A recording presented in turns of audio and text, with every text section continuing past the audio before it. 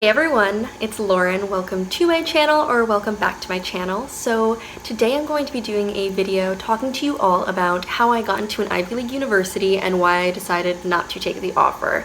So I have my fireplace going, a little bit cozy. It might be making some noise, so I'll try to adjust the audio and keep in mind for next time if it's a little bit distracting. But I am going to be sharing with you all my stats, the offer that I was received, everything, the nitty gritty.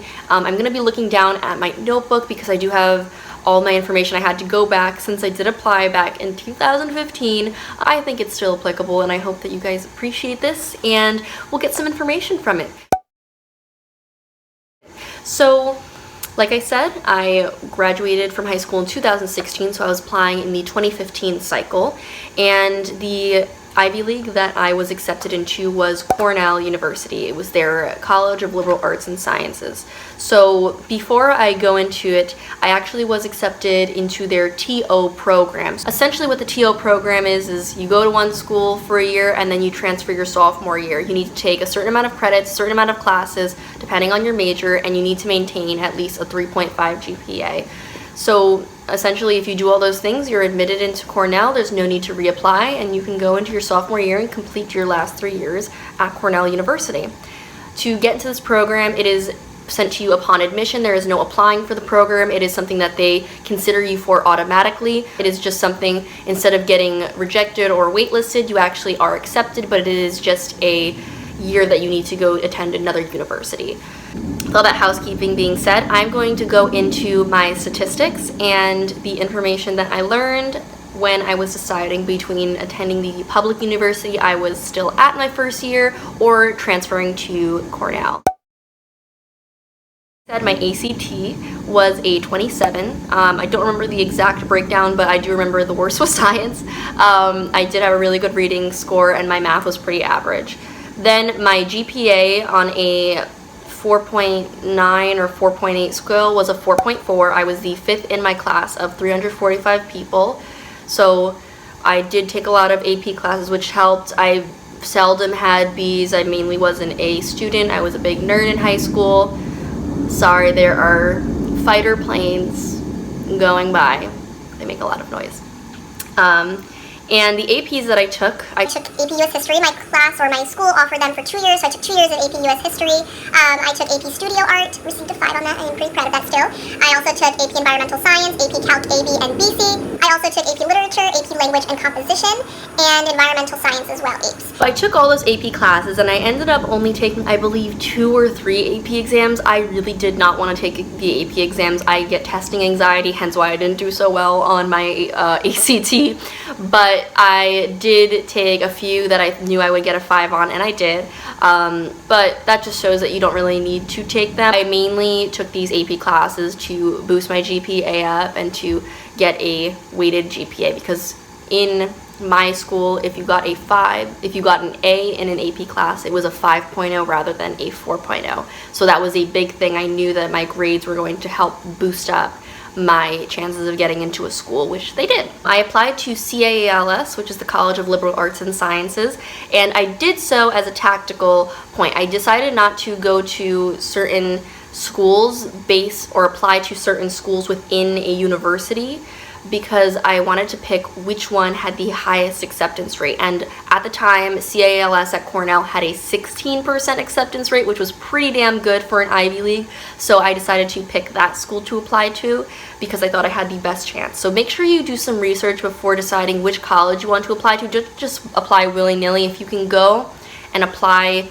to a college that has your major and that has the most acceptance. I know that environmental science was offered at 2 different schools, so I picked the one at Cornell with the highest acceptance rate.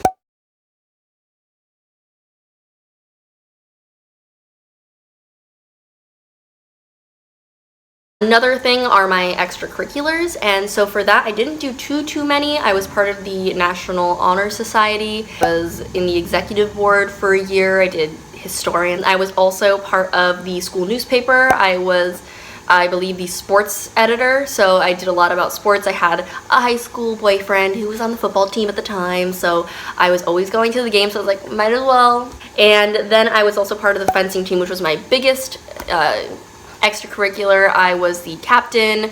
I was on varsity all 4 years. I had won many competitions. I was pretty much, that was my big thing. I humble brag, but I was very good at fencing and I had a lot of accolades for that. So I did invest a lot of time. While I didn't have a lot of extracurriculars, I did have very strong ones where I was in leadership positions of them and did excel in them. So that is all the essential information. So I ended up doing all I needed to do. I took the classes that Cornell required me to do. I maintained grades relatively well in college.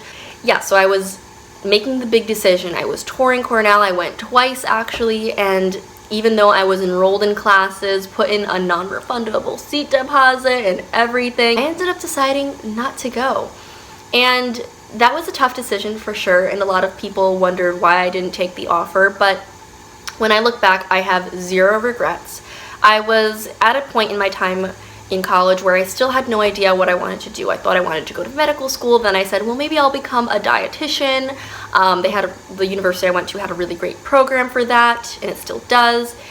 And there were just many things that were up in the air, and I was not about to pay sticker price at Cornell, which is $70,000 a year, when I had a really great scholarship at the public university that I was attending. It really came down to money, my uncertainty with what I wanted to do, and my not wanting to be stressed out about debt, looming over my shoulder.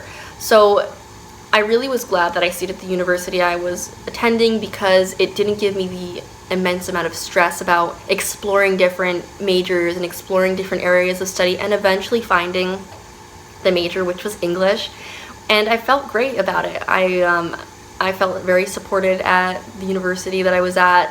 They had a great mental health program, so when I was overwhelmed or anxiety overcame me, I had people to reach out to. There were great professors and people that were always willing to have their door open for meetings. I remember when I was switching my major I was going to the dietetics program at my school to become a dietitian. I went to the pre-law advisor, we talked it out, and she helped me make the decision. As soon as I left her office, I went straight to the College of Liberal Arts and Sciences at my school, signed a paper, switched my major, and was off. I had my whole entire semester filled out for the next semester so I could stay on track and even graduate early. I had so much support, and I remember when I visited Cornell, this might just be an offhand, experience for me, but nobody was willing to talk to me. None of the advisors were willing to help me, even though I was a transfer and I was, I went to the school. I drove 4+ hours to visit them, and nobody was willing to talk to me. While I was at UConn, people were always having their door open, whether I was an actual student or even beforehand when I was an admitted student. People were always willing to talk to me. So staying at the University of Connecticut was definitely an amazing option that I never regretted, and it really came down to my goals. I knew that I wanted to do something bigger, and I felt deep down inside I wanted to go to law school, and I ended up doing that, and I'm doing that currently. I'm starting in the fall, but I wanted to save money. I didn't want to be in $200,000 plus debt and then have to add on top of that possibly to go to law school. So essentially it came down to knowing that undergrad wasn't the final decision for me. For you, it might be. Maybe you were only planning to go to undergraduate school, and having that big name university is important for you. And if that is, definitely go. But I'm just here to tell you that it's not the be-all, end-all. You can still be successful, and you don't need to go to an Ivy League. So although I gave you all my scores and I just put all that information out there, hopefully it will help you and give you confidence that you don't have to have a perfect ACT score or an SAT score. You can have average and you can still do well. Try to bump your grades up, try to get good letters of recommendation, try to have a great personal statement, which I think really did help me. I put a lot into my personal statement, as well as the supplemental essays. Do those. Try to have a visit beforehand, try to talk to admissions. Just show your genuine interest if you really do want to go to that school. But if you do have if you're a little bit trepidatious about it, if you're not really sure, don't invest the money if you don't have to. It's a lot of money for universities, and I think employers and people in general are seeing that public universities, like the one I went to, are still a great place to get your education, and you don't need to go to a top-ranked school to get that. So I hope you take this advice. If you have any questions, if you're not sure about what school to pick, I have a video right here. You can click here or on the link down below. It is 10 things I wish I knew before picking a college, so that can give you some further advice when deciding schools. But I hope this all helps you, and please subscribe, like this video for more college content as well as lifestyle and productivity content.